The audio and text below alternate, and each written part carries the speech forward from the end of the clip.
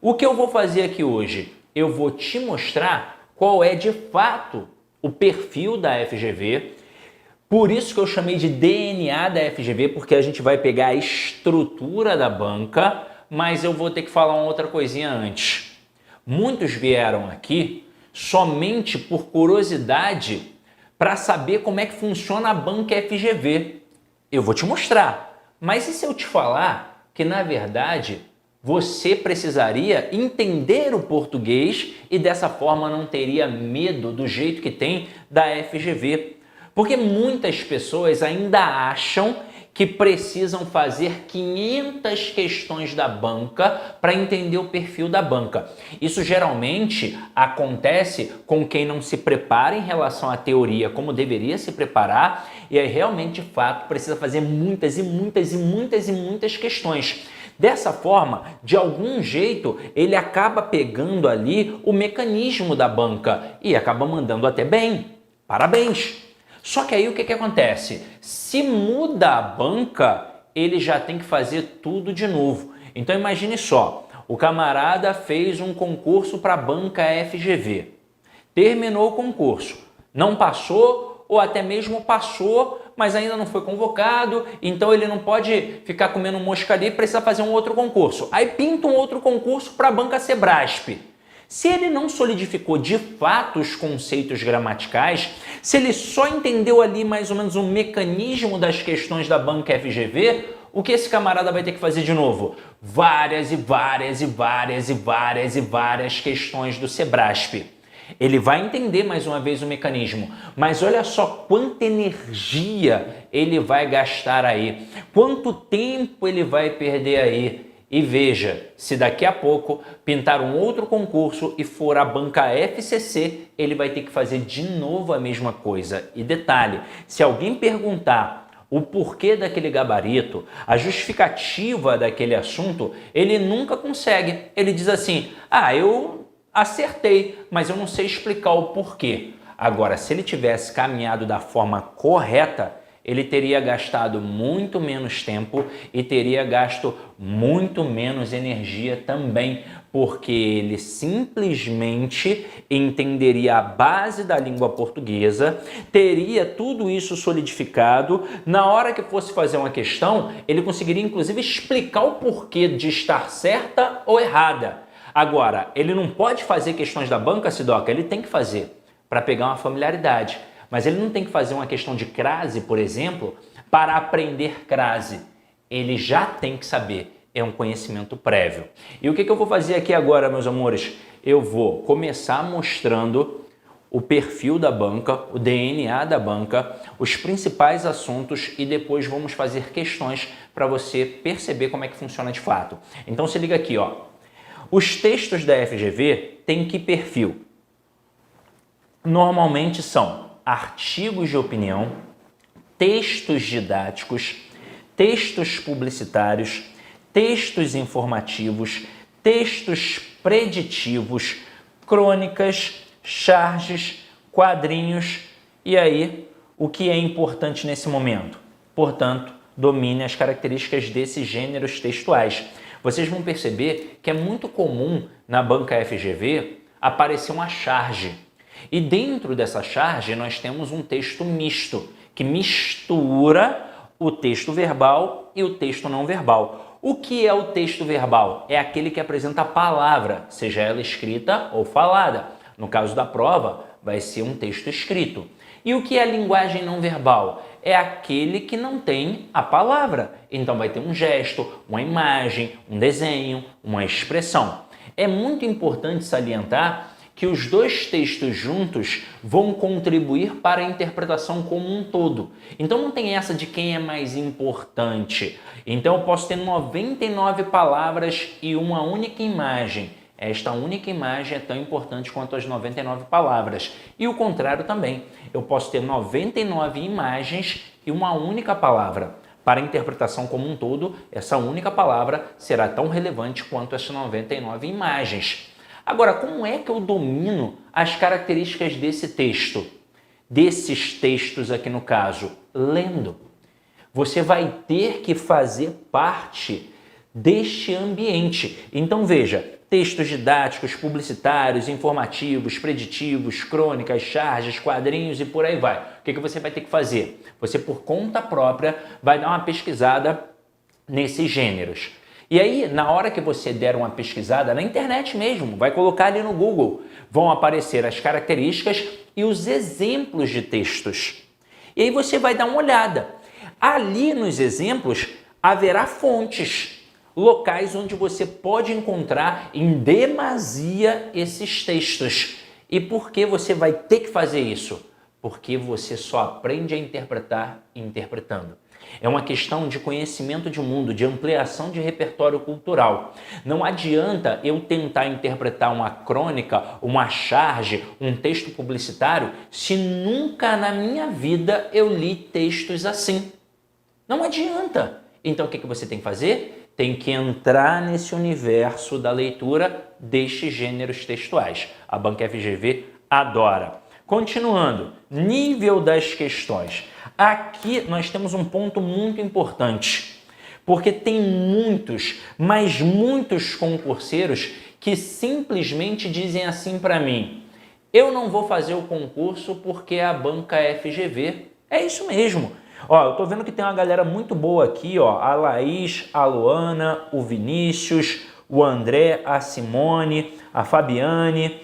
Quem aqui de vocês, pode colocar aqui no chat, por favor, já pensou em desistir da prova, do concurso, só porque era Banca FGV?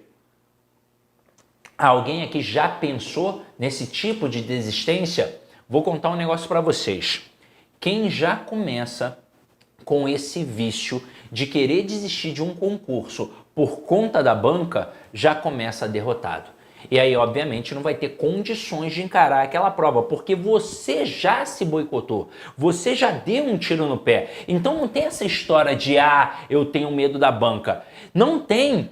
O que você tem que fazer? Tem que dominar o assunto e não importa a banca. A que vier, você vai matar no peito e vai fazer o gol. É assim que tem que ser. Então nada de ficar com medinho de banca, tá? E aí só para provar que você não tem o porquê ficar com medo da banca, olha aqui, ó. 30% das questões são fáceis. 40% de médio porte. Então vamos pensar, numa prova de 10 questões, 3, qualquer pessoa acertaria. Quando eu digo qualquer pessoa, é qualquer pessoa de fato que seja alfabetizada, que seja letrada. A pessoa pode não ter feito um preparatório para concurso. Ela traz com ela apenas os ensinamentos da escola. Numa prova da FGV, com 10 questões, com certeza essa pessoa acertará pelo menos 3. Você estuda para concurso. Pode não estar muito afiado, pode não ter repetido várias vezes o mesmo conteúdo, mas fechou pela primeira vez ali os tópicos do edital. Fechou o curso pela primeira vez. Cabe aqui salientar que quando você visualiza uma vez, você ainda não aprende. Você no máximo compreende a linha de raciocínio. Para aprender e apreender é necessário repetição. Então você tem que ver 2, 3, 4, 5 vezes. Mas vamos supor que você tenha visto apenas uma vez. Começou a estudar ali depois da abertura do edital, viu as pressas, acelerou o vídeo, mas conseguiu visualizar o conteúdo completo. De 10 questões, você já acerta 7. Porque você vai acertar as fáceis e vai acertar as médias. Você talvez erre as 3 difíceis. Porque 30% de fato é difícil.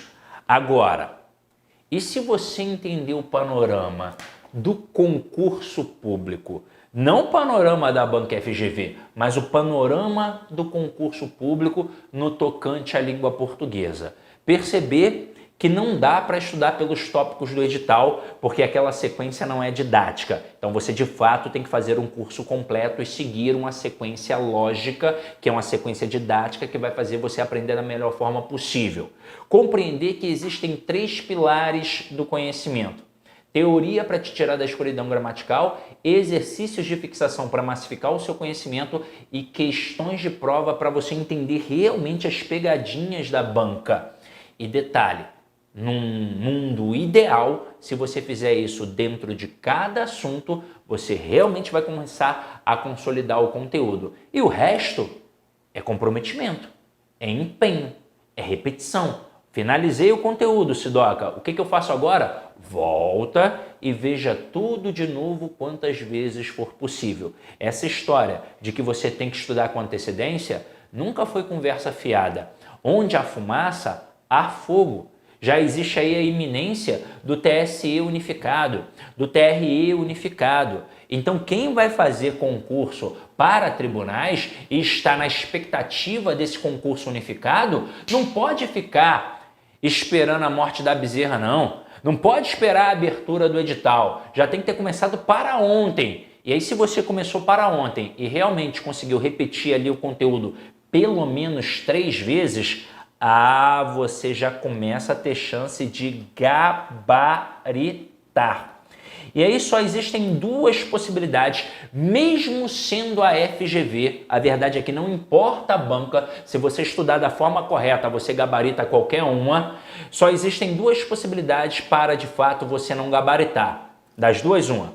Ou você caiu numa pegadinha, o que é natural, pode acontecer, você estava nervoso, ansioso no dia, e aí acabou comendo mosca e foi pego ali numa sacanagem do avaliador. Você caiu numa pegadinha.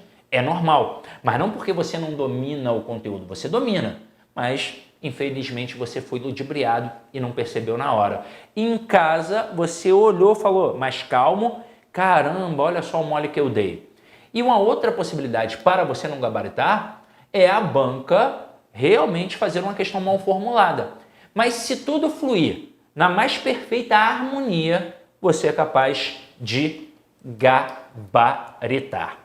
Depois, a FGV tende a seguir a linha gramatical de qual ou de quais gramáticos? A FGV trabalha conceitos gramaticais praticamente unânimes entre os gramáticos. Então, a verdade é que, em relação à gramática, a FGV é muito tranquila.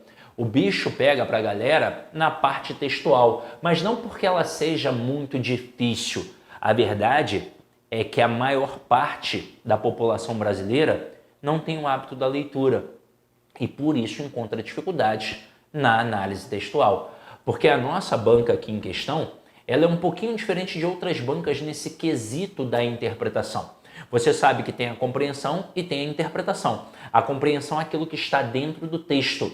Então, qualquer pessoa alfabetizada é capaz de acertar uma questão assim. É só procurar, a resposta está ali. Mas interpretação é aquilo que vai um pouquinho além do texto.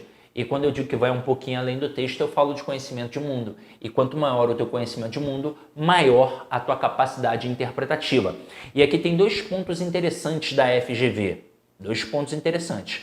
Conhecimento de mundo empírico, que é vivência mesmo de fato. É ter lido bons livros, ter visto bons filmes, ter escutado boa música, viagens, ida a museus, a teatros, idade. Uma pessoa de 40 anos é infinitamente mais experiente que uma pessoa de 20. Tudo isso vai contar. Mas também tem um panorama linguístico. Então tem que estudar denotação, conotação.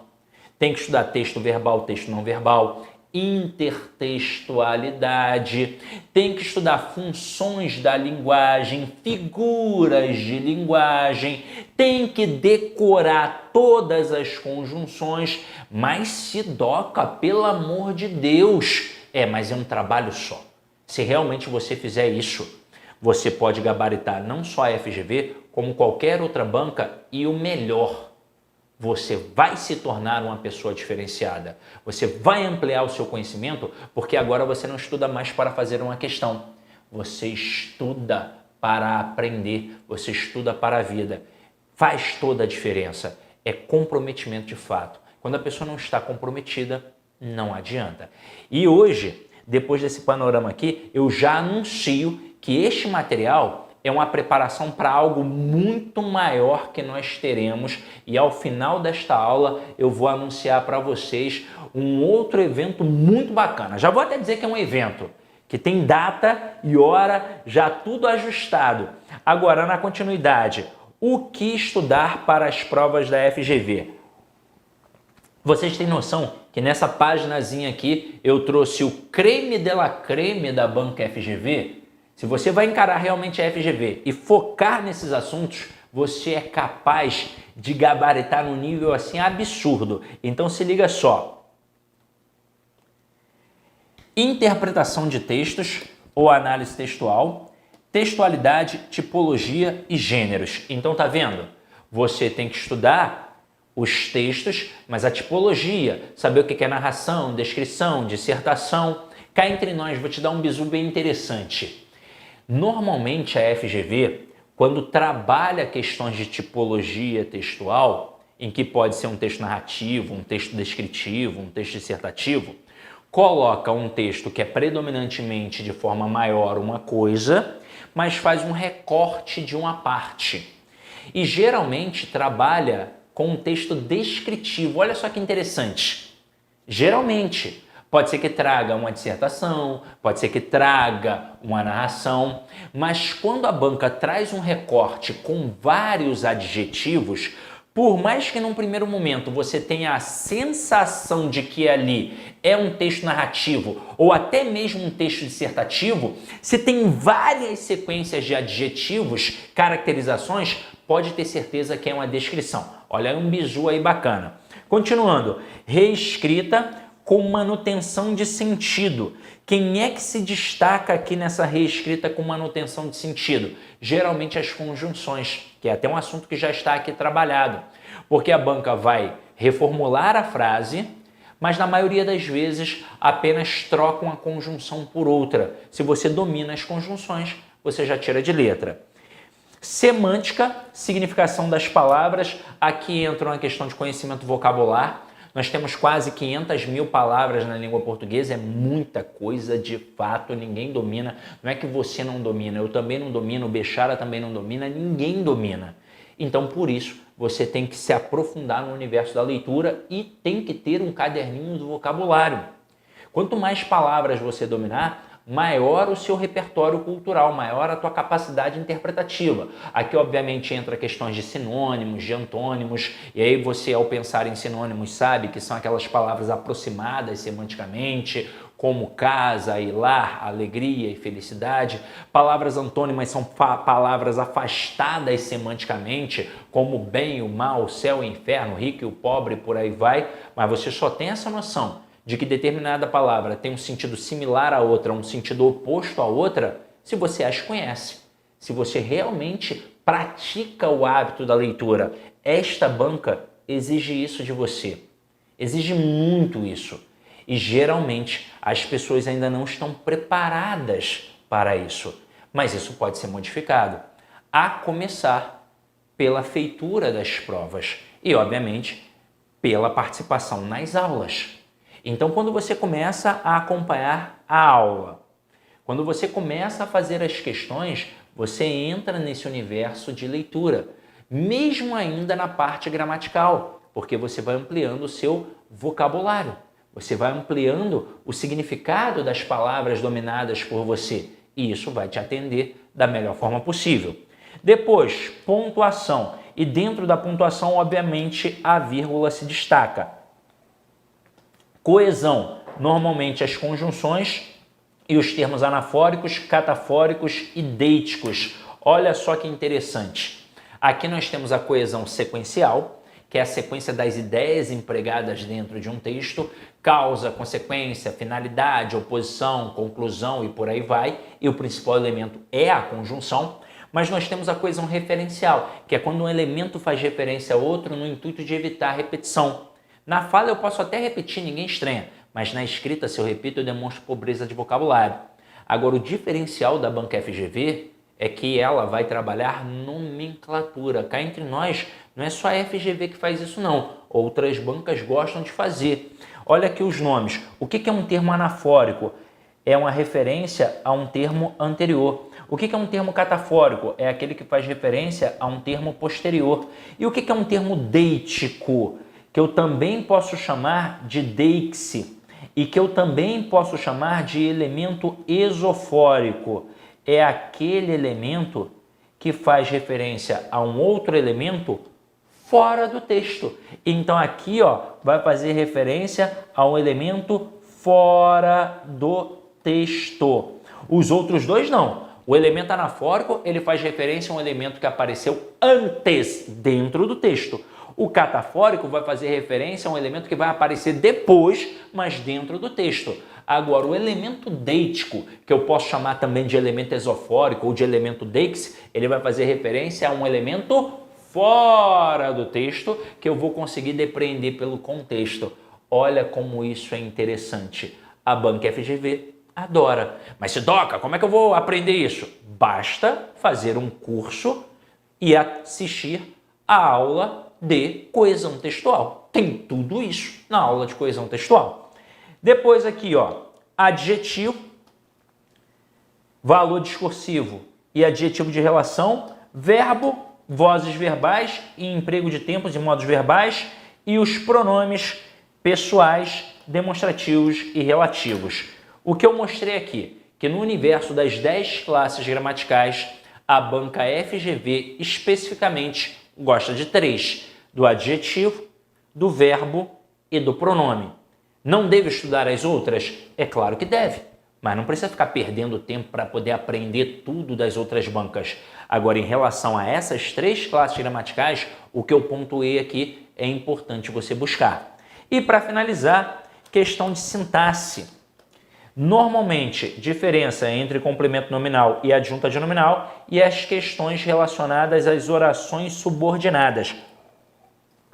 Aí você pensa, então eu tenho que dominar só a diferença de complemento nominal e adjunta de nominal e já está resolvido, não é, Sidoca? Não, você tem que estudar tudo de análise sintática, porque a banca vai jogar também para as orações subordinadas. Você tem 3, a substantiva, a adjetiva e a adverbial.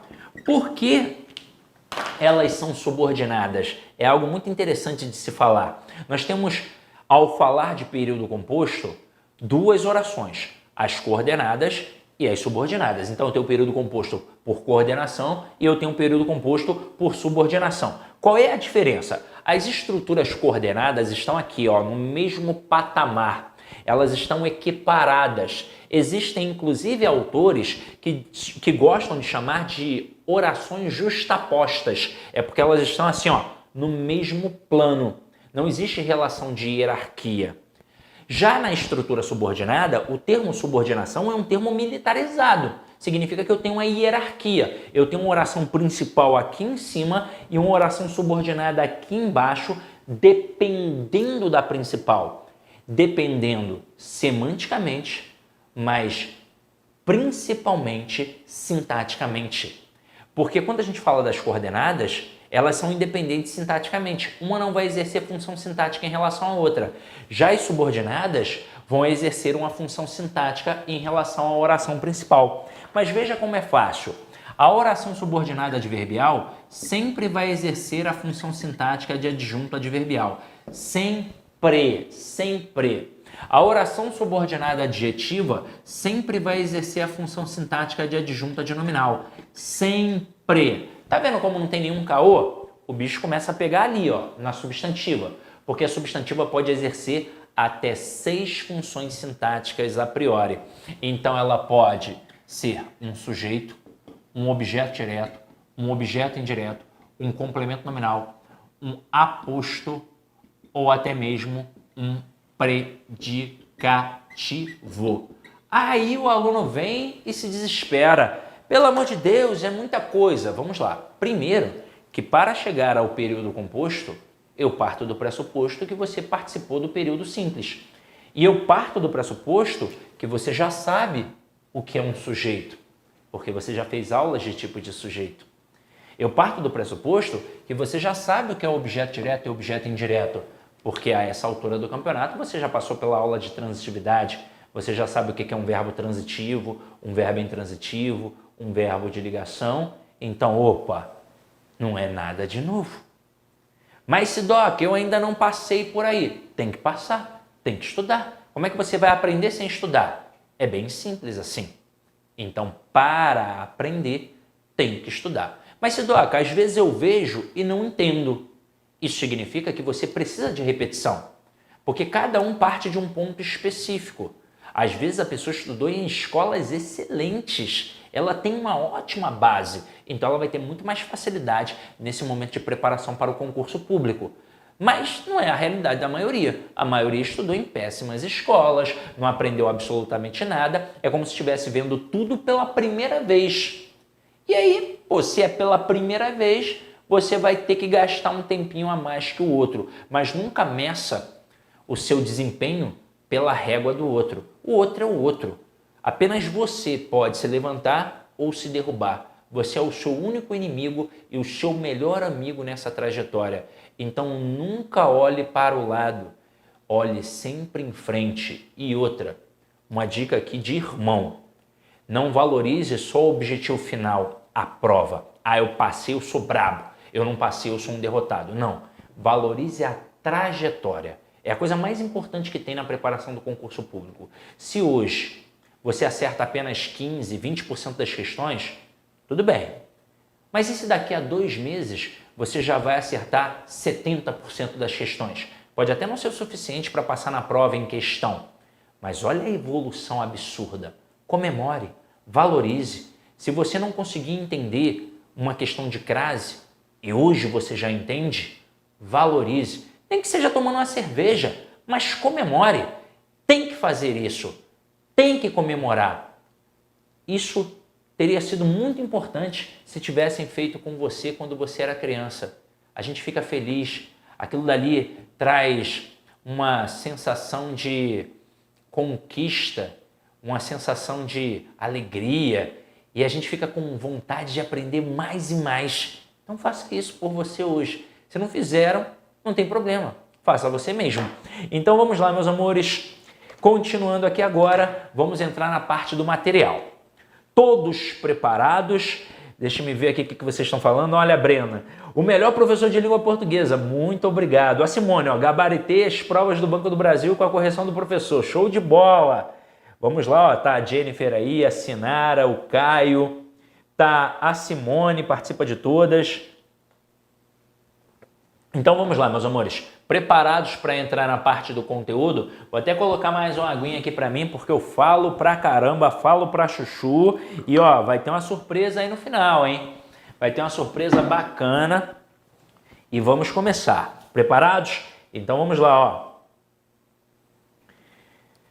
Já começamos aqui com um texto. Eu quero que vocês vejam que esse texto 1, logo na sequência aqui, tem o comando da questão, que é da nossa primeira questão.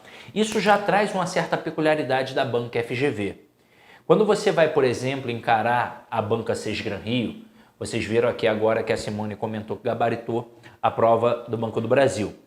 Os textos da banca Sesgran Rio são grandes. 7 parágrafos, 8 parágrafos, 9 parágrafos. Havia um texto com 9 parágrafos na prova do Banco do Brasil, levando em consideração ali que cada parágrafo apresentava umas 6 linhas, era um texto de 54 linhas. É muita coisa. Então o camarada até se assusta quando olha um texto grandão. Mas se eu te falar que o texto pequeno é pior do que o grande, porque se você efetua a leitura como deve ser efetuada de fato, você pode até não entender um fragmento ou outro num texto grande, mas a totalidade você consegue absorver. Agora, quando o texto é pequeno, ou você entende ou você não entende. E se não entender, já era, não vai cair do céu. Mas a mesma estratégia que a gente usa para o texto grande tem que ser utilizada para o texto pequeno também. Então, quando você se depara com um texto, a principal estratégia para compreender, primeiro para compreender o texto, é fazer uma leitura em voz alta. Afinal de contas, a leitura mental, a leitura silenciosa, ela é extremamente dispersiva. Se o texto fosse grande, ao ler um texto de 30, 40 linhas, lá pela linha 7, pela linha 8, você já começa a dispersar. Pensar no papagaio, no feijão que deixou no fogo, no namorado, na namorada, mas na marra vai até o final do texto. Porém, fica com aquela sensação horrorosa de não ter entendido o tema central. Aí o que você tem que fazer? Tem que voltar para tentar ler tudo de novo, se enrola, enfia os pés pelas mãos, fica nervoso, bate aquela ansiedade e bateu o nervosismo ali, perdeu a confiança, já era. Agora, isso com um texto pequeno também acontece, porque o texto é ali pequenininho e você não consegue captar, você não vai conseguir responder a questão. E se você faz uma leitura em voz alta, você muda todo o panorama. Eu já cansei de falar aqui, mas é uma verdade cientificamente comprovada. O gago ele só gagueja porque pensa muito rápido e o aparelho fonador não acompanha. Em que momento o gago não gagueja? Quando ele canta, pois na hora do canto tem as pausas e as entonações. O mesmo ocorre com a leitura. A leitura mental, ela é silenciosa e dispersiva, gaguejada. A leitura em voz alta evita isso. É claro que não é com esse tom de voz aqui, é só um leve balbuciar para que apenas você escute o tom da sua voz. E aí, neste momento, primeira coisa que acontece já de forma positiva é uma leitura mais devagar. Isso amplia o foco de atenção. Segundo, você vai perceber as pausas e as entonações. Aquelas vírgulas, aqueles pontos não estão ali à toa. Tem palavra que é para ser dita mais fortemente mesmo. E dessa forma você vai compreender e vai interpretar melhor o texto. Então se liga aqui neste texto. A contracapa de um livro de suspense em águas sombrias informa aos possíveis leitores: uma mãe solteira aparece morta no rio que atravessa a cidade. Pouco tempo antes, uma adolescente vulnerável teve o mesmo destino. Embora não sejam as primeiras mulheres perdidas para estas águas escuras, suas mortes causam uma perturbação no rio e em sua história, dragando dele, do rio, no caso, segredos há muito submersos.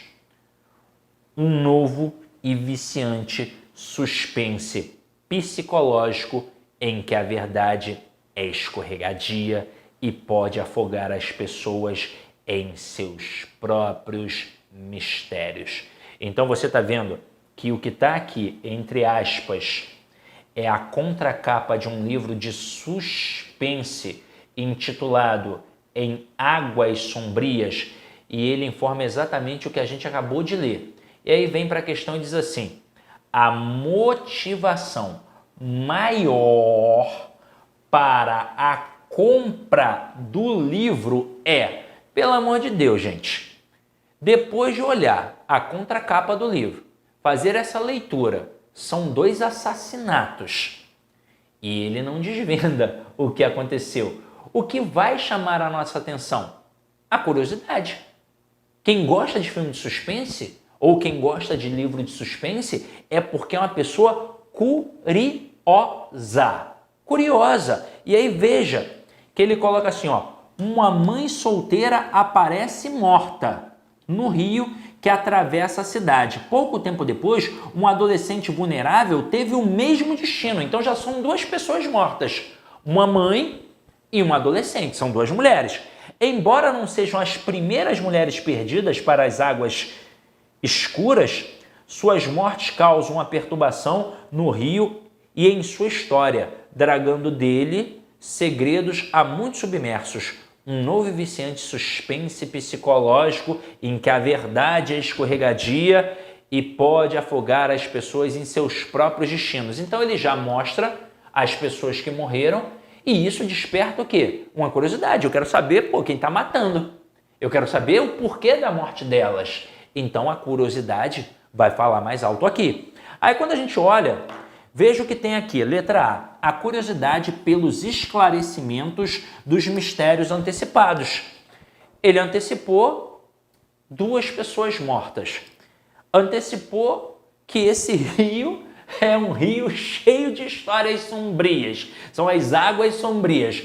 Caramba, eu quero saber o que aconteceu. Então essa letra A já é uma possível resposta. Letra B, a atração pela violência gratuita contra mulheres comum em nossa sociedade. E aí cuidado com extrapolação. A violência foi contra mulheres? Foi. mas eu sequer sei o motivo dessas mortes. Eu sequer sei se o assassino matou apenas mulheres. Qual foi a motivação dele? Então, opa, peraí. Letra C. A discussão sobre os processos de investigação a respeito de crimes misteriosos. Rolou aqui um trabalho em cima do que seriam os processos de investigação? Não.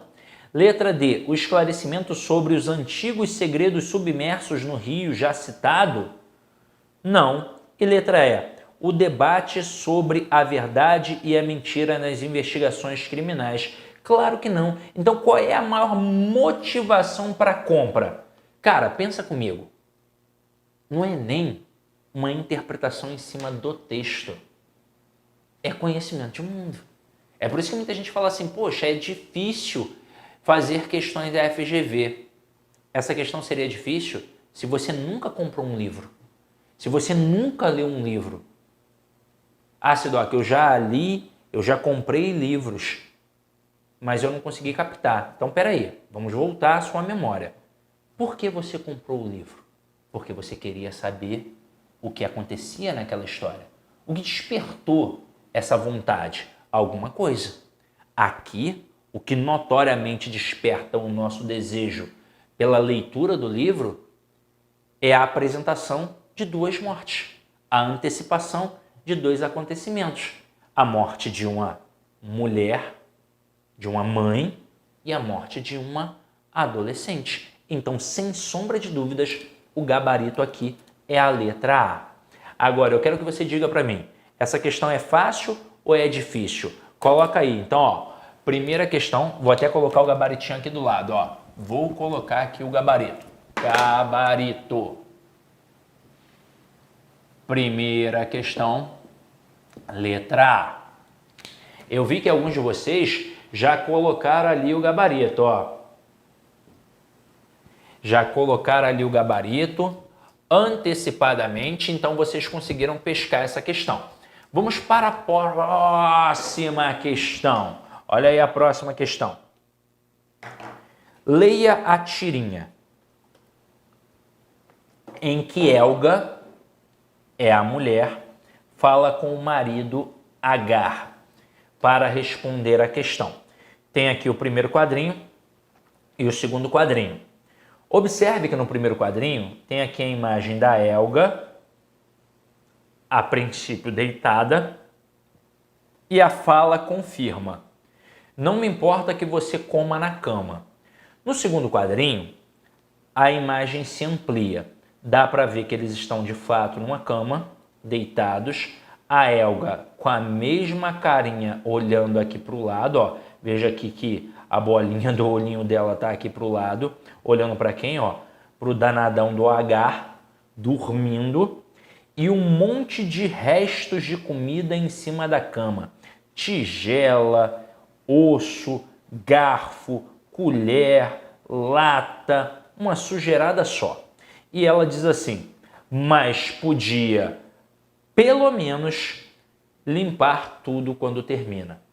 E aí o comando da questão é assim, na frase do segundo quadrinho, mas podia, pelo menos, limpar tudo quando termina, a expressão destacada, o pelo menos, tem sentido contrário a.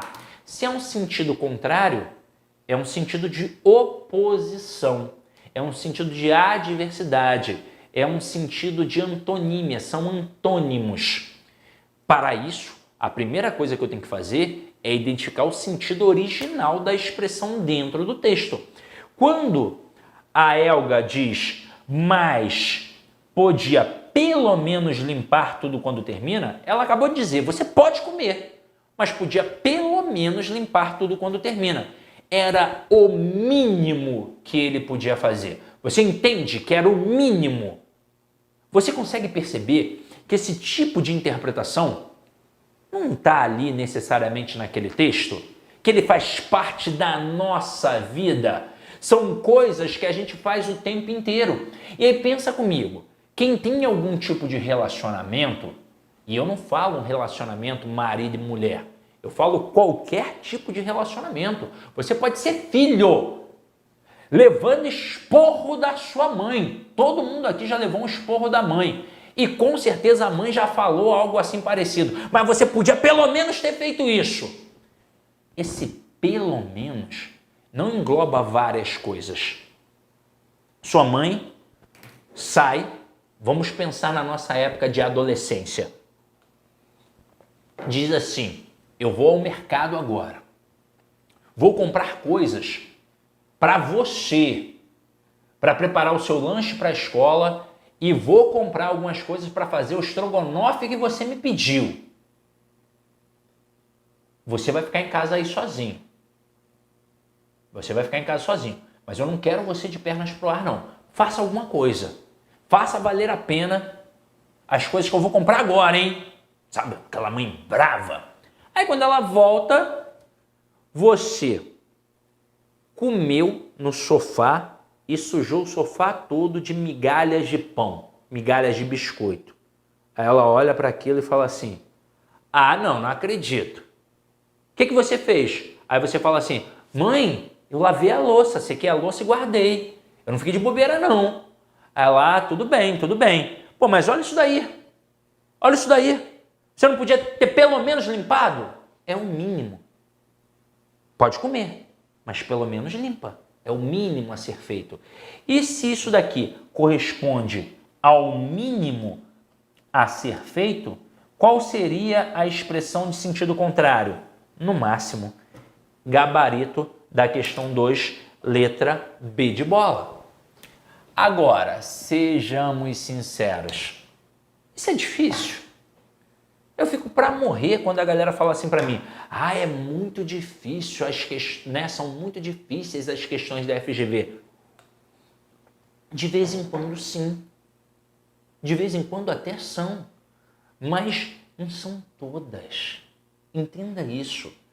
30% das questões, 30%, aí sim são difíceis. Então se você faz uma prova com 10 questões, 3 são difíceis. Você tem a obrigação de acertar pelo menos 7. E se você fez uma preparação muito boa e está antenado ali com os textos, você pode acertar 8, 9, quiçá 10. É uma prova com 20 questões, 6 são difíceis. Você pode acertar 14 já de cara. Tem a obrigação. Mas pode acertar 15, 16, 17, 18, quiçá as 20. Se você realmente estudou com muito afinco, vai fazer uma prova de 30 questões. 9 são difíceis, mas 21 questões são extremamente tranquilas de fazer. Você tem a obrigação de acertá-las. Mas vou dizer um negócio para vocês. Numa prova de 30 questões da FGV, a maioria dos candidatos que já chega derrotados, eles já chegam derrotados. A maioria não faz nem 15. Se você fizer o mínimo, os 30% das questões fáceis e os 40% das questões médias, você já fez 21. Você já é diferenciado da maioria. Já é diferenciado. E se você, como eu disse, foi além do basicão, se você fez seus mapas mentais, seus resumos, se você repetiu os conteúdos, fez várias questões, realmente agora está ali embalado, ora, você pode fazer 22, 23, 24, 25, 26, talvez 30. Por que não? Vários alunos me mandam relatos de que gabaritaram a prova. Recentemente agora teve uma prova da Receita Federal, foi a banca FGV e alguns alunos me mandaram: poxa, gabaritei a prova da FGV, gabaritei a prova da Receita Federal. Então tá vendo? Não é impossível. Agora olha a próxima questão aqui, ó. Uma manchete jornalística de 1º de julho dizia o seguinte: planos de saúde perdem clientes, mas lucro sobe 66%. Infere-se dessa informação que... O que é uma inferência? É verdadeiramente uma interpretação. Quando a informação está explícita, escrita dentro do texto, É uma questão de compreensão. Você é obrigado a acertar. Agora, quando a informação é implícita, não está escrachadamente escrita dentro do texto, isso vai exigir conhecimento de mundo. Aí pensa comigo. Agora, essa questão, ela é muito fácil. Muito fácil. Porém, por incrível que pareça, alguns jovens teriam dificuldade com essa questão. Sabe por quê? Porque nunca tiveram a responsabilidade financeira. Nunca tiveram que pagar do próprio bolso alguma coisa ou se preocupar com um boleto no mês e as contas não estão fechando. Nunca tiveram. Então talvez tenham dificuldade aqui. Agora, se você cuida das finanças da sua casa, se você tem essas preocupações com boletos, é óbvio que você vai acertar essa questão. Mas nossa, você não precisa ser uma pessoa formada, você não precisa ser uma pessoa mega extraordinariamente inteligente, não. Você pode ser um brasileiro médio, apenas com ensino fundamental, incompleto. Mas se você paga as contas da sua casa, você pode até não ganhar o dinheiro, você pode apenas administrar o dinheiro para pagar as contas. Você já acerta essa questão. Porque pensa comigo, se perderam clientes e ainda assim o lucro aumentou, qual é o pensamento lógico?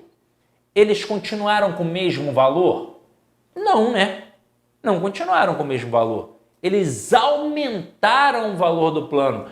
Inclusive, por isso, perderam alguns clientes.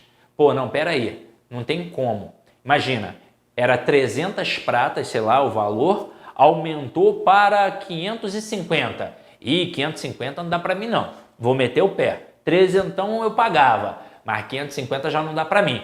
Mas não dá para algumas pessoas, para outra dá.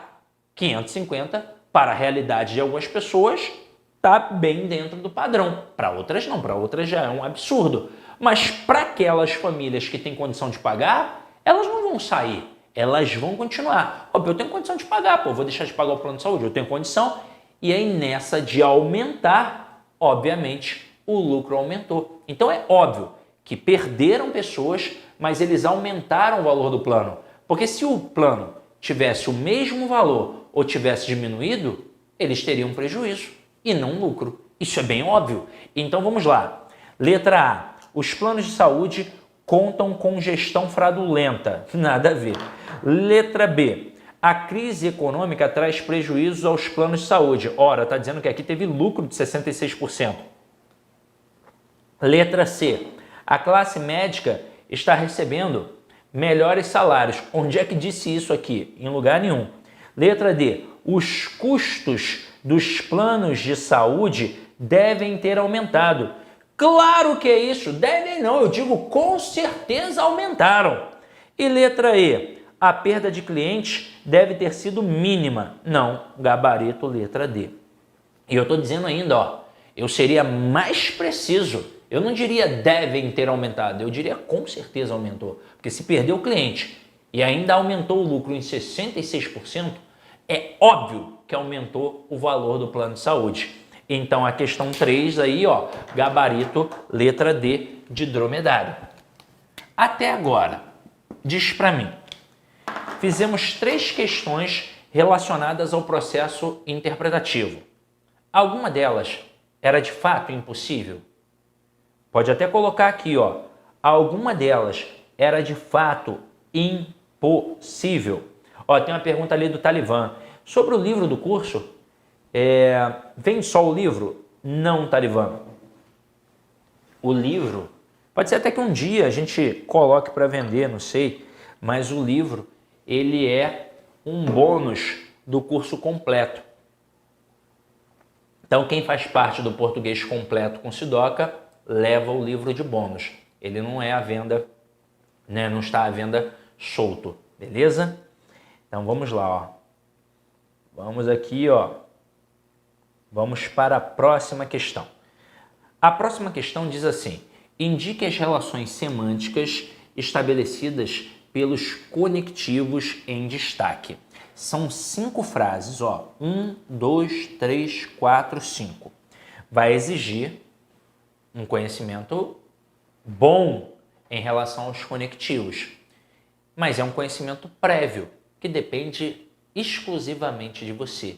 Então o que você tem que fazer? Você tem que pegar 2 folhinhas de cartolina para colocar as conjunções. Em uma, você vai colocar as 5 conjunções coordenativas e na outra você vai colocar as 9 conjunções subordinativas adverbiais. Por que eu deixei aqui de fora, por exemplo, a subordinativa integrante? Porque ela não tem esse valor semântico, ela só integra a oração principal, a oração subordinada substantiva. Contudo, estas aqui apresentam 14 valores semânticos, que são responsáveis por aquilo que a gente chama de coesão sequencial. Detalhe, neste momento, estamos fazendo uma questão objetiva, mas isso aqui é de extrema importância para a produção textual. Então, se você vai fazer uma prova de redação, entenda que texto é texto. Entenda que tudo na língua portuguesa está interligado. Eu só faço uma análise textual se antes eu fizer uma análise gramatical. Às vezes, o camarada tem uma dificuldade para compreender ou para interpretar um texto, não porque ele não tem o hábito da leitura. Eu estou lendo sempre, mas ele ainda tem deficiência gramatical. Ele não domina os pronomes, ele não domina as conjunções e isso acaba interferindo negativamente no processo de compreensão e de interpretação do texto. Outra coisa que tem que ser aqui comentada é que redação nada mais é do que a interpretação ao contrário. Aquilo que eu busco num texto para entender é o que eu tenho que colocar no meu texto para que o outro entenda. Então, se for um texto narrativo, por exemplo, eu vou fazer as famosas 4 perguntinhas do texto narrativo.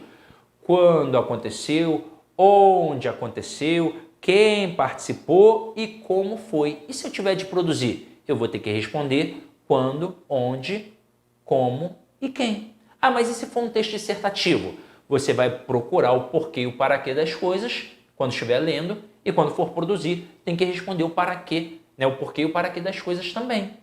Então isso nos mostra que numa prova que tem a parte objetiva e a parte discursiva, a língua portuguesa ganha muita relevância. E na FGV, obviamente, a língua portuguesa já é por si só o grande carro-chefe, mais até do que nas outras bancas, pelo temor que os alunos têm da FGV. Mas eu quero que você entenda uma coisa, não tem a prova de português e a prova de redação. Tem a prova de português dividida em parte objetiva e parte discursiva. Conjunção é difícil para quem nunca tentou estudar. Mas para quem já tentou, para quem já decorou, fica muito fácil. Então, se você nunca estudou conjunção, pegue 2 folhinhas de cartolina e copie ali. Não imprima apenas e cole, não.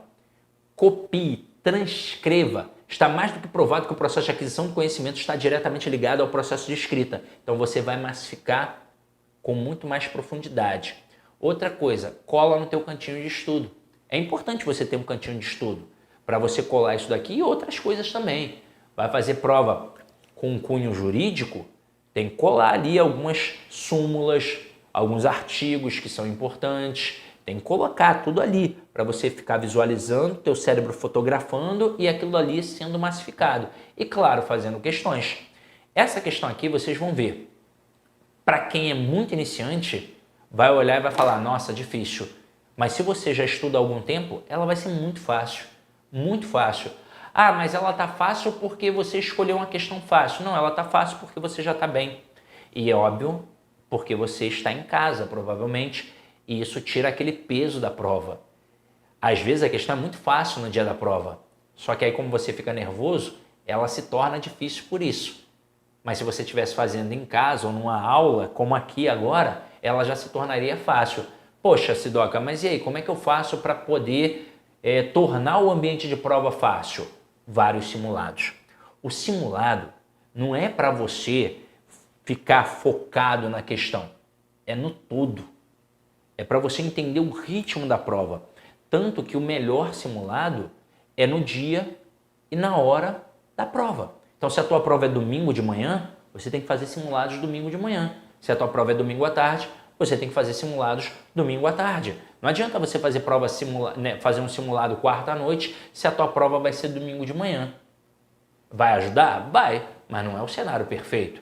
E outra, você tem que levar em consideração algumas outras coisas. Então, vai ter redação? Então, no simulado tem que fazer redação. Não tem um cartão de resposta? Tem que marcar o cartão resposta. Se você só faz questões, isso não é um simulado. Isso é feitura de questões. Simulado é simulado. Tem que ser no horário da prova, com o número de questões que tem na prova, com a redação que tem na prova, com o cartão de resposta que tem na prova, tudo direitinho. E não é com o celular do lado, mexendo no WhatsApp toda hora, não. Você vai mexer no teu celular na hora da prova? Não vai. Então tem que ser um simulado de fato. E aí dessa forma você começa a mostrar para a sua mente e para o seu corpo que aquele momento ali é especial e você começa a ficar preparado para aquilo. E com certeza quando você for fazer uma prova, aquela questão que é fácil, vai ser fácil do mesmo jeito. E aquela questão que seria difícil, obviamente vai ser difícil. Mas você não vai fazer uma questão que é fácil e vai errar porque estava nervoso. Isso já não vai mais acontecer. Então, olha aqui, meus amores. Olha essa questão. Como a chuva estava muito forte, não foi possível continuar o show. Meus amores, olha o bizu que eu vou dar. O como no início de um período, ele basicamente é um como causal. Vocês vão perceber que haverá uma ideia de causa e consequência aqui. Até porque onde tem causa tem consequência, onde tem consequência tem causa. A gente só precisa entender a dinâmica semântica. A causa é a origem de um processo e a consequência é o que decorre a partir disso. Então a causa vem primeiro e a consequência vem depois. Eu quero que você preste atenção nisso. Quando eu falo que a causa vem primeiro e a consequência vem depois, não é que a causa vem primeiro dentro do texto para que a consequência venha depois. É semanticamente. Semanticamente, a causa vem primeiro porque ela é a origem, para que aconteça uma consequência. Então veja, como a chuva estava muito forte, não foi possível continuar o show. Veja que a causa é a chuva estar forte e a consequência, parar o show. Frase 2. Eu não consegui apresentar o trabalho porque estava muito nervosa. Vocês vão perceber que o porquê junto sem acento sempre vai ser uma conjunção. O porquê junto sem acento é uma conjunção. Que na maioria das vezes ou é causal ou é explicativa. E aqui existe um perigo. Existe um perigo. Qual é o perigo? Toda causa é uma explicação. Apesar de nem toda explicação ser uma causa.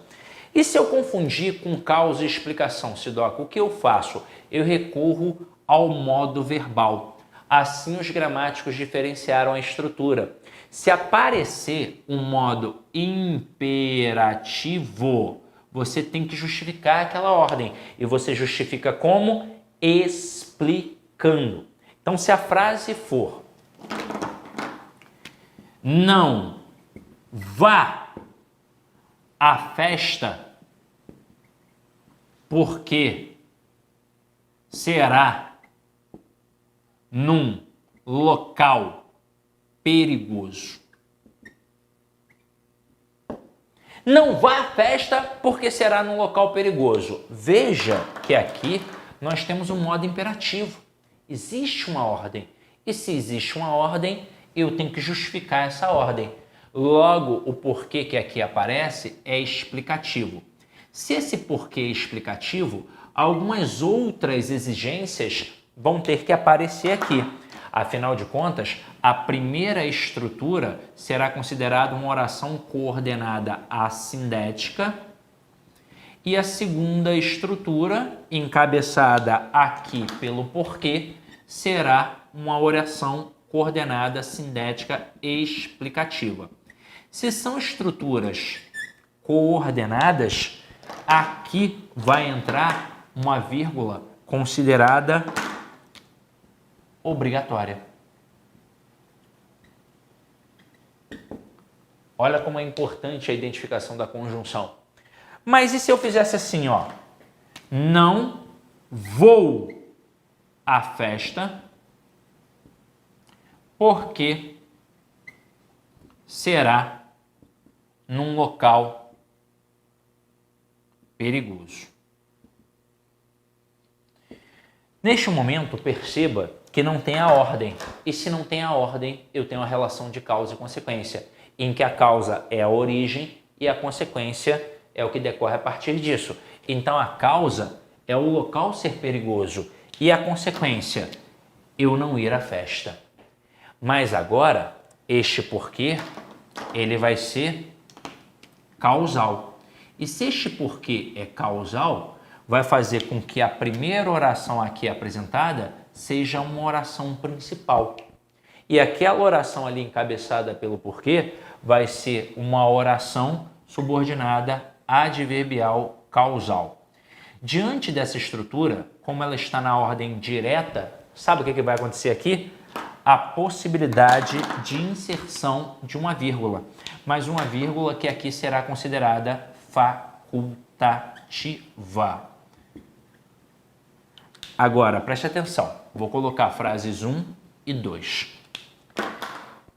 A frase mais perigosa que a gente tem aqui é a frase 2. Não é a frase 1, é a frase 2. E aí presta atenção no comando. Se eu pedisse a classificação das orações, ou a classificação da oração aqui no caso, são duas orações, então a classificação das orações, eu teria que fazer exatamente isso. Se eu pedisse, por exemplo, a classificação da conjunção, eu teria que fazer exatamente isso. É uma conjunção subordinativa adverbial causal. Se eu perguntasse sobre a vírgula aqui, essa vírgula seria considerada facultativa. Tudo isso. Mas olha o que eu poderia fazer espertamente. Eu, sabendo que você é uma pessoa que estudou, é uma pessoa que está preparada, é uma pessoa que sabe que esse porquê é causal. Eu não vou falar da conjunção. Eu vou chegar e vou dizer que na frase apresentada existe um valor explicativo. Viu que eu não disse que a conjunção é explicativa? Eu disse que existe um valor explicativo. Certo ou errado? Certo. Eu não tenho como negar isso. Eu seria maluco se eu negasse que aqui existe uma explicação. Não tem como.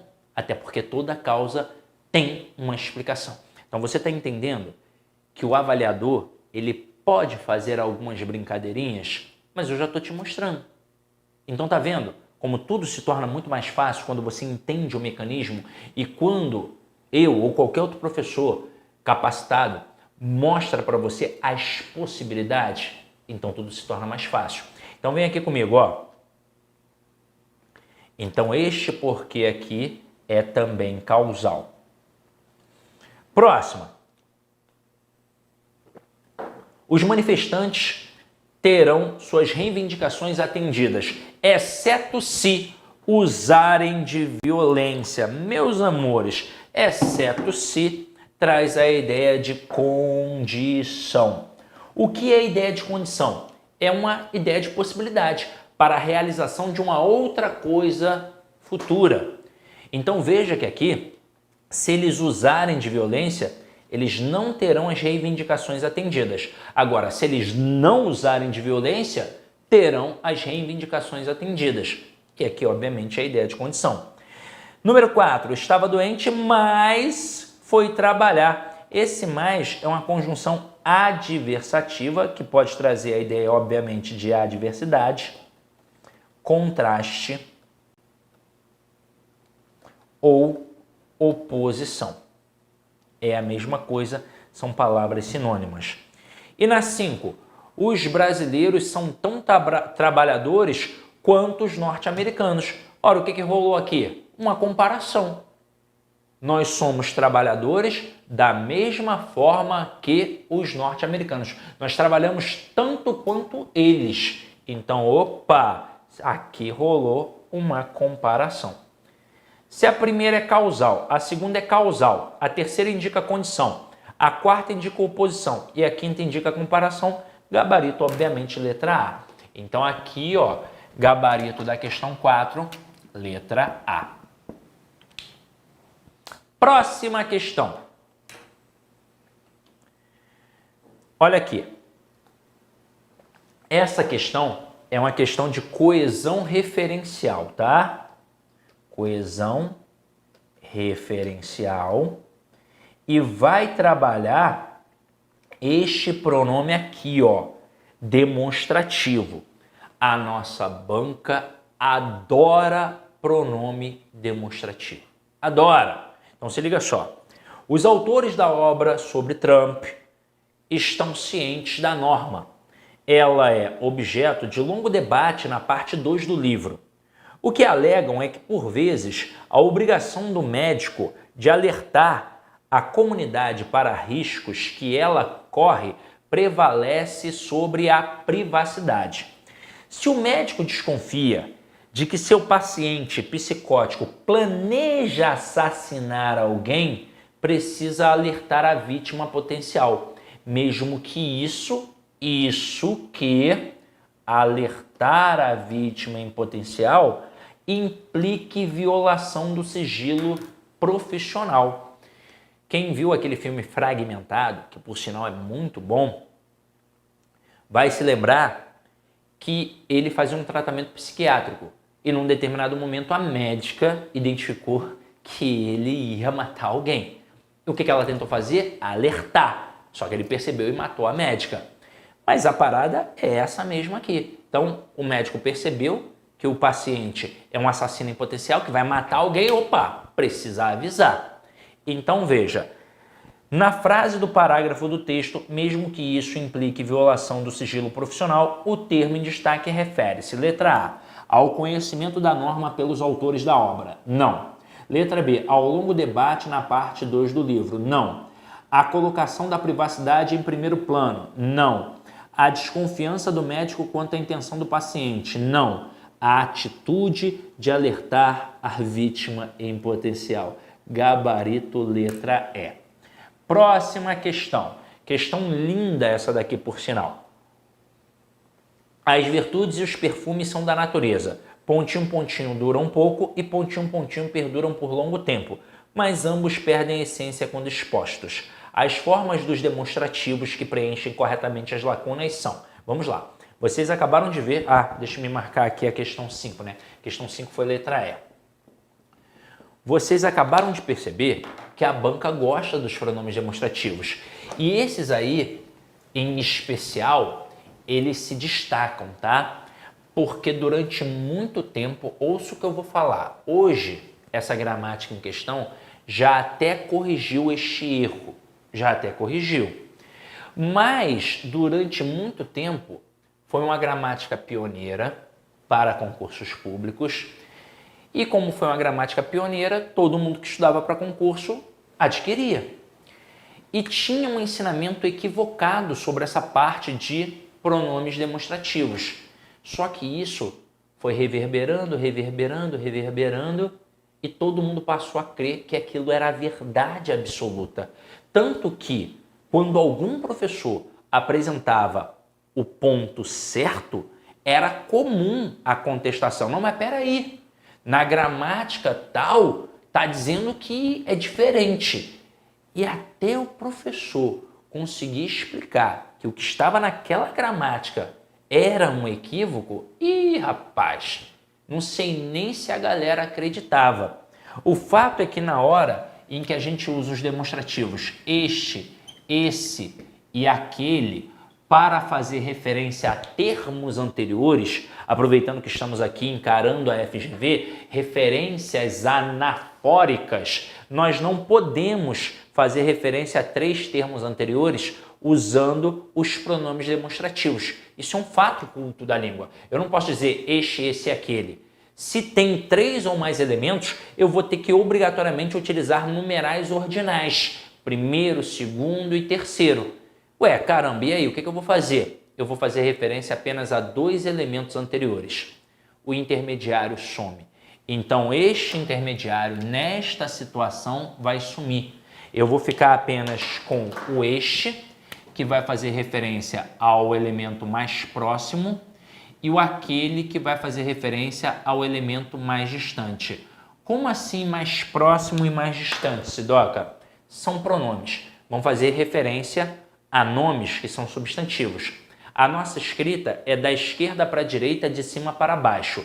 Logo, o primeiro substantivo que venha a aparecer vai ser o mais distante dos pronomes. Então, para ele, eu vou usar o aquele e, claro, as suas ramificações, porque vai depender do formato do substantivo. Se ele está no masculino, se ele está no feminino, se ele está no plural, se ele está no singular. Então, eu posso usar aquele, aqueles, aquela, aquelas.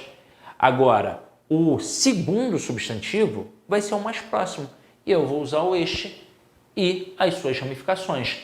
Diante disso, veja o que a gente tem aqui. Nós temos as virtudes, que apareceram primeiro, e os perfumes, que apareceram depois.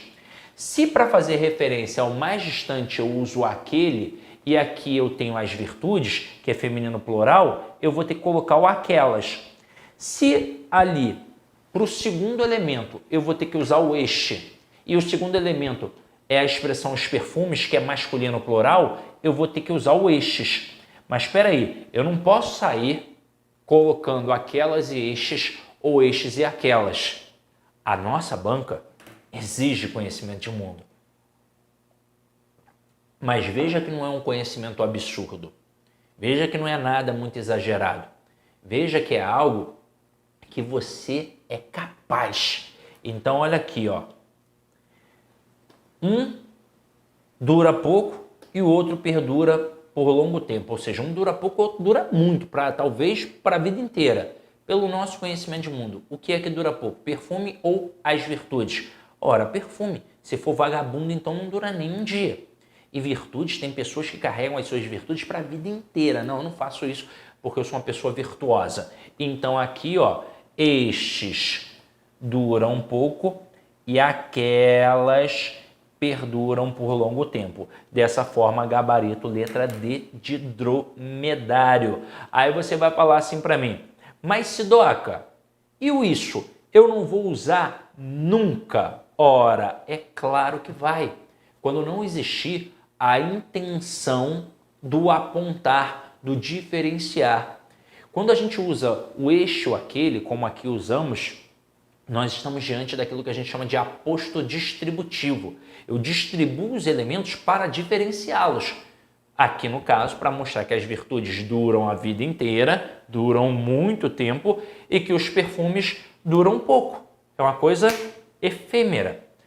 Já o esse, o que vai acontecer? Eu só vou fazer um apontamento, que pode ser para uma palavra, pode ser para uma expressão, pode ser até para um período inteiro, para um parágrafo inteiro, mas é só apontar. Não existe a intenção de diferenciar. Só que aqui, nesse tocante, o esse vai ter uma tendência anafórica e o este vai ter uma tendência catafórica. Como assim? O esse tem tendência anafórica, então significa que vai fazer referência a um elemento anterior. E o este tem uma tendência catafórica, então significa que faz referência a um termo posterior. Aí eu coloco assim, ó, um livro. Eu quero isso de presente. Ou então, ó, eu quero isto de presente. Um livro. Frases 1 e 2. Na primeira frase, o que eu quero? Isso. Mas isso o quê? Um livro. Na segunda frase, o que eu quero? Isto. Mas isto o quê? Um livro. Veja que os referentes foram os mesmos. O livro. Mas a posição foi diferenciada. O isso apontou para trás, fazendo aquilo que a gente chama de referência anafórica. E o isto apontou para frente, fazendo aquilo que a gente chama de referência metafórica.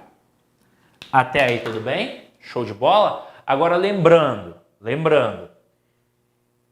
vai rolar algo sensacional, daqui a pouco eu vou falar, no canal do YouTube aqui Português com Sidoca mais adiante. Hoje mesmo eu já vou alertar vocês sobre o que é. Só que para vocês não perderem, é muito importante que vocês se inscrevam no canal e ativem as notificações. Muita gente fica mandando assim mensagem para mim, poxa Sidoca, por que você não faz questões da banca tal? Aí eu digo, eu já fiz, no meu canal do YouTube. Pô, nem sabia que você tinha canal. Ou então, pô, eu tô lá no canal, mas eu nem vi. Às vezes a pessoa até vê a aula, mas ela não se inscreveu, não ativou a notificação. Então ela não vai receber uma mensagem quando entrar um vídeo novo, quando estivermos aqui ao vivo. Então é muito importante que você faça isso para receber os materiais, para receber as notificações, tá? E outra, quero a moral. Tem mais de 100 pessoas aqui. Hoje eu quero ver se vocês realmente são maneiros comigo. Hoje eu quero todo mundo printando aqui a aula e postando nos stories e me marcando. Todo mundo marcando lá no meu Instagram, Professor Sidney Martins. Todo mundo lá marcando Professor Sidney Martins. Eu já alerto que quem tem um Insta fechado eu não consigo ver. Eu só consigo ver quem tem um Insta aberto, tá? Porque aí eu consigo compartilhar, eu vou compartilhar. Aí a pessoa fala assim, pô, eu te marquei, você nem compartilhou. É porque às vezes teu Insta é fechado e eu não consigo fazer isso, tá? Então vamos lá, meus amores. Aí, ó, o José, cadê? Foi o Caio, colocou ali, ó. O like também, dá essa moral aqui. Então vamos lá, vamos agora para a nossa 7ª questão. Olha que questão top. É uma questão de crase, imbuída de vários conceitos, uma questão muito boa da FGV. Se liga só. Ratifica-se, ou seja, confirma-se, assim, o conceito de que a conscientização tributária pode representar um ponto de partida para a formação cidadã como uma das formas eficazes de atender às demandas sociais com maior controle sobre a coisa pública. No período acima, empregou-se corretamente o acento grave para indicar o fenômeno da crase. Assinale a alternativa em que o acento grave tenha sido empregado corretamente. Então vamos lá, vamos para a 7ª questão. Eu esqueci de colocar aqui a questão 6. Vamos lá, vou colocar aqui, ó, gabarito letra D da questão 6. Vamos agora olhar as alternativas e ele quer a que foi empregada corretamente. Letra A. Em visita ao Rio, fomos a Copacabana da Bossa Nova. Esta crase está certinha e o gabarito já é a letra A. Eu já vou, inclusive, colocar aqui, mas vamos entender o porquê de ser correta e por que as outras estão erradas. O que nós temos aqui em Copacabana? Um topônimo. O que é um topônimo? É um lugar, mas não é qualquer lugar. Não é como se fosse padaria, ou supermercado, ou igreja, não. Ou farmácia. É o nome de um local. Então é nome de rua, é nome de bairro, é nome de cidade, nome de país, nome de continente. Quando isso acontece, eu faço a verificação da ocorrência da crase através da troca do termo regente. Então, se eu estou indo, eu vou colocar voltando. Vai ser dessa forma. É aí que surge aquele macete que é mais ou menos assim, ó. Se vou a e volto da, acento lá no A. Se vou a e volto de, acento para que. Vocês vão lembrar que na época da escola nós aprendemos isso com o ritmo de Jingle Bell, lembra? Se vou a e volto da, acento lá no A. Se vou a e volto de, acento para quê? Hey! Era assim que a gente fazia. Mas por que eu não lembro? Porque a gente só queria a papagaiada. Você não queria prestar atenção no macete, você queria a musiquinha e o melhor, o final, era o rei. A gente ficava sentadinho e aí no final gritava todo mundo rei e levantava assim, com as mãos, rei! Aí falava para a professora, de novo, canta de novo, canta de novo. Parecia o Baby da família dinossauro, né? De novo, de novo, de novo. A professora cantava umas 10 vezes, era uma zona, a aula acabava e até hoje você não sabe o porquê do macete. Vamos lá, vou te explicar. Se você vai a e volta da, o que é o da? É a contração da preposição de mais o artigo a. Então mostra que aquela estrutura em questão admite o artigo, por isso tem crase. Quando você vai a e volta de, o de é apenas uma preposição. Então, ó, crase, acento para quê? Porque para ter crase tem que ter a fusão do a preposição com a artigo. Então, por exemplo, eu coloco aqui, ó, vou à Bahia. Vou à Bahia. Eu volto de Bahia ou eu volto da Bahia? Eu volto da Bahia. O que é o da, meus amores? O da é a contração da preposição de com o artigo a. Então isso mostra que a palavra Bahia admite o artigo a. Logo na frase vou à Bahia, eu vou ter crase pela regra geral. O termo anterior vai exigir a preposição a e o termo posterior vai admitir o artigo a, como acabamos de ver. No nosso exemplo, apareceu Copacabana. Vamos lá, vamos colocar aqui Copacabana, ó. Fomos a Copacabana. Se a frase fosse apenas assim, como seria a troca do termo regente? Voltamos de Copacabana. Se eu voltei de, crase para quê? O que mostrou aqui? Que a palavra Copacabana sozinha não admite artigo. Pode ver que as pessoas dizem assim, eu moro na Bahia. Mas quando alguém mora em Copacabana, ela diz, eu moro em Copacabana. Ela diz isso. Por quê? Porque não tem o artigo.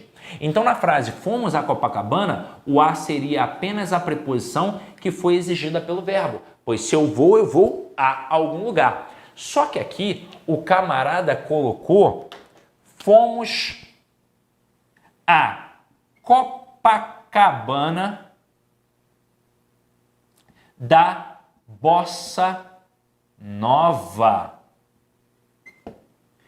Neste momento, veja que a palavra Copacabana foi especificada, mas cuidado, cuidado. Aqui não tem crase só porque ela foi especificada. Tem crase porque além de ela ter sido especificada, o termo anterior exigiu a preposição a.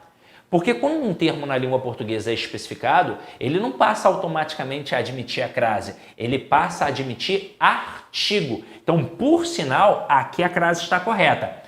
Mas se ele tivesse colocado assim, ó, conheci a Copacabana da Bossa Nova. Neste momento, eu teria especificação, a palavra passaria a admitir artigo, mas não teria crase, porque o termo anterior aqui, o verbo conhecer, é um verbo transitivo direto que não pede preposição. E o a em questão seria apenas um artigo. Tranquilo? Belezinha? Sair até da frente para você dar aquela printada violenta. Agora vamos lá.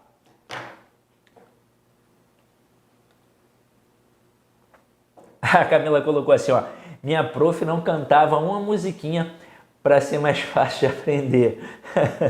Então vamos lá, tem professores, mas depende também da energia da turma, sabia? Às vezes o professor ele vai com a energia danada, mas aí chega lá, tem uma simbiose negativa lá entre os alunos, aí o professor fica até oprimido, ele não canta. Quem sabe foram vocês que assustaram a professora de vocês. Estou dizendo que isso aconteceu não, tá? Estou só dizendo que é uma possibilidade, porque cada turma é uma turma. Aqui no mundo online eu percebo pouco isso. E olha que eu ainda percebo, sabia? Então quando a galera tá comentando, a galera tá participando, a galera, poxa, manda um comentário lá no direct do Instagram ou printa a aula, eu sei que a galera tá com uma vibe positiva, sabe? E, pô, isso influencia também. Quando a galera tá com a vibe positiva, o clima da aula muda. No presencial isso é muito mais forte. Então, às vezes, pode ser um professor muito top, mas se as pessoas que estão ali não querem, cara, isso influencia negativamente a tal ponto de a aula do cara, que é sensacional, não ficar essa coca toda, porque ele começa a ficar incomodado, ele não consegue nem dar aula direito. Agora, se ele entra, ele pode ser até um cara iniciante ali, um professor que tá dando aula há pouco tempo, mas a turma quer, tá com aquela vibe positiva de, opa, vamos lá, vamos conquistar, sabe? Ali eles estão sendo gratos por aquele momento. Cara, aquilo reverbera de forma tão positiva que até aquele cara que poderia ter dado uma aula mais ou menos, dá uma aula top. Isso faz uma diferença absurda. Então, aula é um processo de troca. É professor e aluno o tempo inteiro. Se o cara vem com aquela negatividade, rapaz, pode ser o melhor professor do mundo, não vai fluir. Ele já vem com a negatividade, ele já vem procurando algum defeito, ele já vem só para reclamar. Não vai fluir. Essa pessoa vai ter uma dificuldade tremenda em absorver os conteúdos. Agora, se a pessoa é diferente, ela já vem, opa, eu quero conhecimento, eu sou grato por esse conhecimento. E quando a gente fala em gratidão, não é só para coisa gratuita não, sabia? É para coisa paga. Você pagou por aquilo, você investiu por aquilo. Pô, escola particular. Então, porque a criança estuda numa escola particular, ela não tem que valorizar aquele conteúdo que ela está tendo? É claro que tem que valorizar, ela tem que ser grata. É claro que ela tem que ser grata. Porque quem está ali ministrando poderia fazer só o básico. Mas se a pessoa vai além e você percebe esse além, ora, tem que rolar uma gratidão. É uma gratidão, é um sentimento que vai trazer muita coisa positiva para a gente. Eu procuro ser sempre grato por tudo que me acontece, até pelas coisas ruins, porque até as coisas ruins, aliás, principalmente as coisas ruins, nos ensinam. Nesse cenário do concurso público, quando você começa querendo acertar tudo, você começa querendo passar em todas as provas, mas a verdade é que o erro é o seu maior amigo e a reprovação também. Sabe por quê? Quando você erra, você tem a oportunidade de aprender. Quando você acerta, você já sabia. Agora, quando você erra, você tem a oportunidade de aprender algo que você não sabia. E quando você é reprovado, você amadurece absurdamente, porque você baixa a bolinha, você percebe que está cometendo alguns equívocos, você percebe que ainda falta um pouquinho mais. Então valorize, inclusive, o ambiente negativo, tá? Então vamos lá, meus amores. Olha só aqui, continuando. Essa letra A está certa. Letra B. Esta prova vai de 13 às 18. O que eu poderia ter aqui, meus amores? Eu poderia ter das 13 às 18 com crase, porque se eu tenho das de um lado, eu tenho a preposição de mais o artigo as. Isso aqui é um caso de paralelismo sintático. Se eu tenho preposição mais artigo de um lado, eu posso ter, aliás, eu tenho que ter preposição mais artigo do outro. Então aqui, como é uma prova que tem hora para começar e tem hora para terminar, tem que ser um horário específico. Então a prova vai das 13 às 18 horas. Existiria a possibilidade de colocar de 13 a 18 horas? Bem, essa expressão existe, mas não caberia aqui semanticamente. Por quê? Não nesse caso.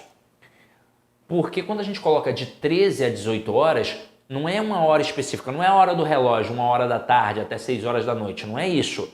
É uma jornada horária. É como se eu dissesse assim, a festa tem normalmente, essa festa aí é longa. Toda vez, sei lá, que a Anitta faz festa, é demorada a festa. Cara, é de 13 a 18 horas de festa, assim, fácil. Então vai começar, sei lá, meia-noite, vai no mínimo até 1h da tarde. podendo ir até 6 horas da noite. É isso mesmo, não vai acabar 3 horas da manhã não, 4 horas da manhã não. Vai direto, a gente vai acordar, vai todo mundo pular na piscina, solzão, coisa e tal, todo mundo na base ali do energético e festão. Vai ser assim, é uma jornada horária.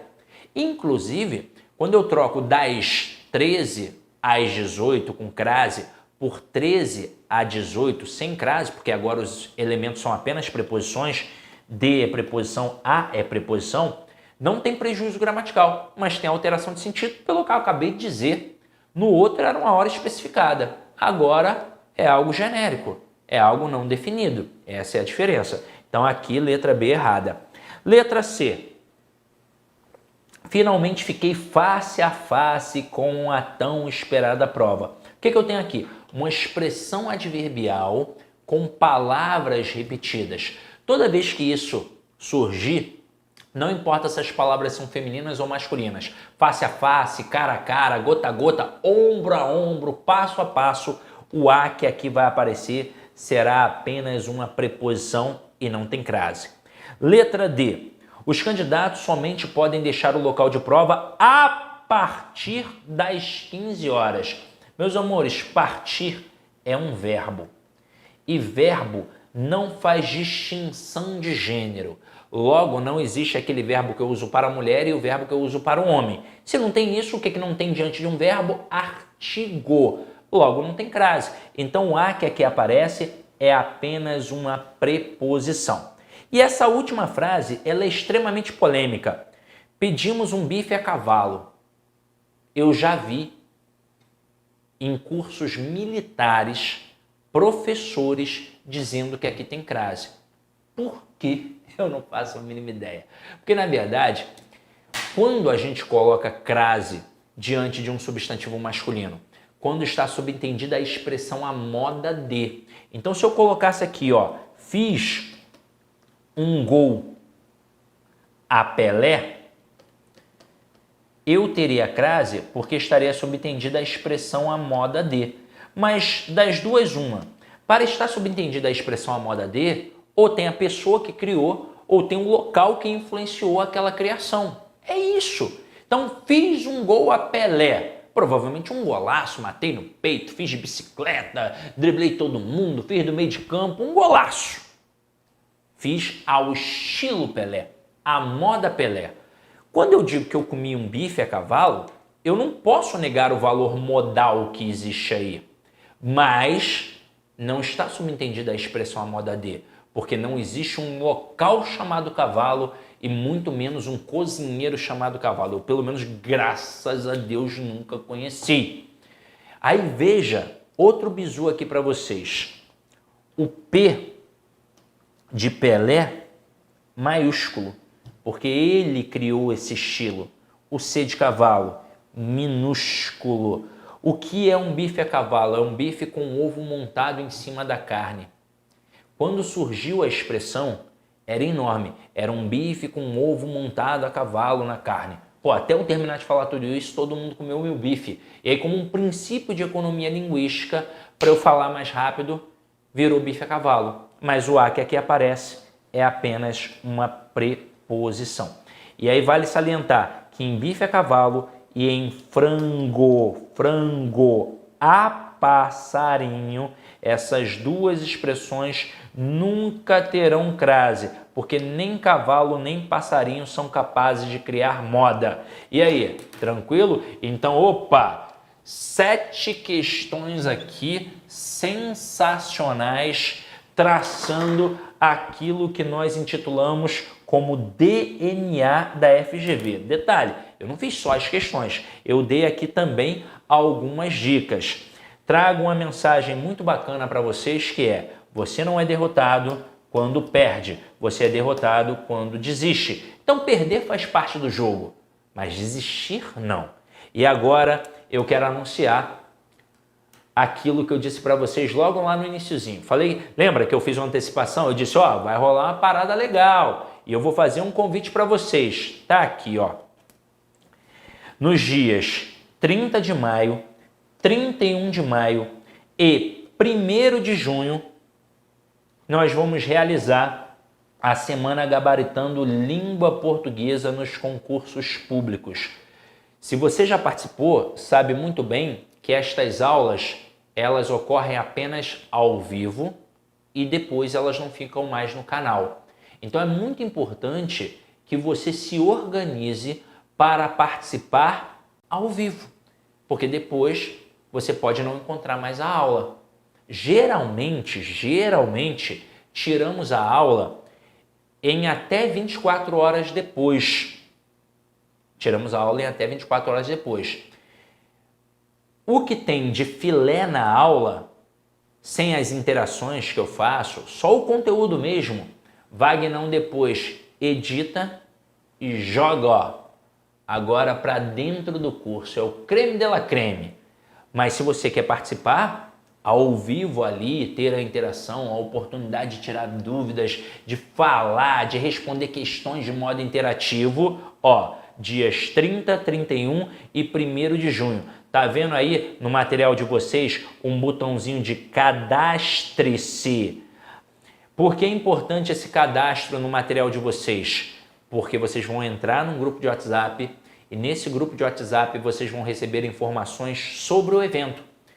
Esse grupo é silenciado, então não corre risco de alguém ficar te mandando mensagem, te perturbando. Você só vai receber, né, bom dia, não sei o que, figurinhas, né, emotions, isso não vai acontecer. Vocês só vão receber mensagem do administrador do grupo, que é o Vagnão, e essas mensagens sempre são muito importantes. Essas mensagens vão falar sobre o evento, vão trazer materiais, alguns bônus que a gente vai produzir.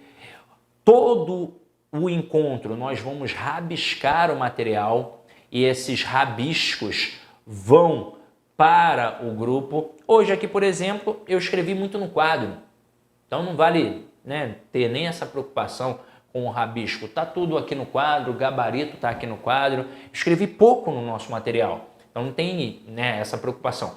Mas durante a semana a gente faz de modo muito especial, porque a gente trabalha muito a teoria. E aí tudo que a gente tem de anotações no material, de bônus do material, também vão para os grupos de WhatsApp. Então é muito importante estar no grupo, porque você vai receber tudo que é pertinente à Semana Gabaritando Língua Portuguesa. Então, meus amores, Caio, Brena, olha, antes de finalizar, tem uma pergunta aqui importante. A Brena disse assim: Sidoca, sobre o seu curso, mesmo que eu não entenda bem um assunto, como por exemplo concordância, posso passar para frente, né, e depois voltar? Sim, Brena. Um dos grandes defeitos de alguns candidatos, de alguns alunos, é ficar preso a um conteúdo. Ele, caraca, eu não entendi 100%, então não vou sair. Eu não entendi 100% regência, que fica antes de crase, como é que eu vou para crase se eu não entendi regência 100%? E aí ele fica com aquela neura, aquilo cria uma ansiedade e o atrapalha. Na verdade, ele tem que ir adiante. Ah, mas eu não entendi 100%, não tem problema, porque ele vai ter que voltar para ver tudo de novo. Não dá para fugir desse looping. Você vai ter que voltar para ver de novo. Mas você não precisa ficar ali até entender tudo. E isso acontece porque os elementos estão interligados. Então, às vezes, você não entende uma coisinha no início, que lá logo mais adiante, você vai acabar entendendo porque nós vamos conectar os assuntos. Tanto que é uma preocupação minha, quem já é aluno do curso sabe muito bem que eu faço isso. Eu digo assim, ó, lá na aula tal, a gente vai ver isso daqui um pouco melhor. Aí quando chega na tal da aula, eu falo, ó, lembra que naquela aula tal eu fico fazendo as conexões. E aí isso cria ali os links da tua memória para você, é verdade. E aí dessa forma você vai massificando. Então não fique presa a um conteúdo não. Vá adiante, até porque depois você vai ter a oportunidade de voltar e ver de novo. Assim como qualquer coisa na nossa vida, quando a gente faz pela segunda vez, já fica melhor do que na primeira. Quando a gente faz na terceira, fica melhor do que na segunda. Quando faz na quarta, fica melhor do que na terceira. A repetição nos deixa muito mais próximos da excelência. Pode ter certeza. Então, meus amores, ó, o expandindo aqui, lista das palavras. Todos os meus materiais gratuitos estão no meu Telegram.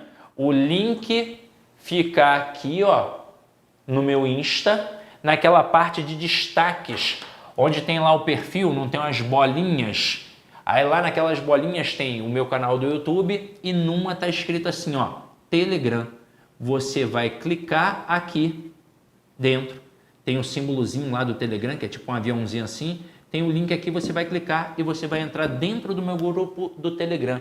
E lá tem vários materiais gratuitos. Vários, não tem só as palavrinhas que mais caem, não. Vários materiais gratuitos, tranquilo? Então, meus amores, foi um prazer estar na presença de vocês. Espero ter contribuído significativamente para a aquisição do conhecimento. Idem em paz e, ó, anota aí na tua agenda a Semana Gabaritando Língua Portuguesa. Já faz a sua inscrição, não dá mole. Compartilha isso com os teus amigos, com aquelas pessoas por quem você tem realmente um apreço, sabe? Um amigo do trabalho, um amigo da faculdade, um amigo da escola, um vizinho, um parente, um primo, um irmão, um filho. Compartilha para que ele participe dessa Semana Gabaritando Língua Portuguesa, que é algo sublime, sensacional. Então, meus amores, beijão e dê em paz e que o Senhor sempre vos acompanhe. Fui!